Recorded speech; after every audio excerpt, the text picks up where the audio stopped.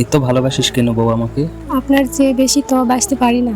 না রে নীলা, খুব কপাল করে তোর মতো বউ পেয়েছি। সারা জীবন এভাবেই বুকে আগলে রাখবো। হয়েছে, চলুন খেয়ে নিই এখন। আসো নীলা, আজকে আমি খাইয়ে দিব তোমাকে। নীলা খুশি হয়ে বলে। আচ্ছা, তাহলে তো খুব ভালো হয়। কথা বলতে বলতে দুজন খেয়ে নিল। থালা বাসন পরিষ্কার করার সময়টুকুতে আকাশ একটু ল্যাপটপ নিয়ে বসল। সব কাজ শেষ করে নীলা রুমে এসে কপালের টিকটা আয়নাতে লাগিয়ে রাখলো। হাতের চুড়ি খুলে রাখতে রাখতে আকাশকে বলল। দেখুন, বাইরে অনেক বৃষ্টি হচ্ছে।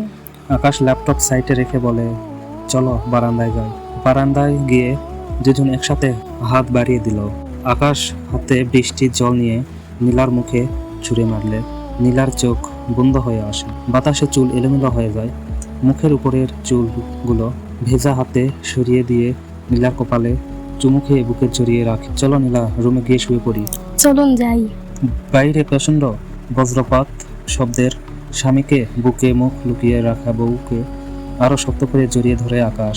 জানো নীলা, তোমাকে যখন বুকে জড়িয়ে রাখি সারাদিনের ক্লান্তি একটুকুও থাকে না। সকালে ঘুম ভাঙার পর নীলা কিছুক্ষণে আকাশের মুখের দিকে তাকিয়ে দেখে, তারপর কপালে চুমু খেয়ে সকালের জলখাবার বানাতে চলে যায়। জানালার পর্দা সরাতে আকাশের ঘুম ভেঙে গেল। নীলা পাশে এসে বসতেই আকাশ বুকে চেপে ধরে কপালে চুমু খেয়ে নিল। যান, এখন গোসল করে নিন, তারপর জলখাবার করবেন। অফিসের সময় হয়ে গেল, সে খেয়াল নেই তো আপনার।